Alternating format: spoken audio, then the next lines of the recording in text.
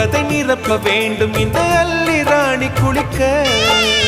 இந்த ரீதியில் அன்பு செய்தால் என்னவாகுமோ என் பாடு? காற்று வந்து உன் குழல் கலைத்தால் கைது செய்வதென ஏற்பாடு. பெண் நெஞ்சை அன்பால் வென்றார். ஹே ராணி, அந்த இந்திரலோகத்தில் நான் கொண்டு தருவேன் நாளொரு பூவீதம். உன்னை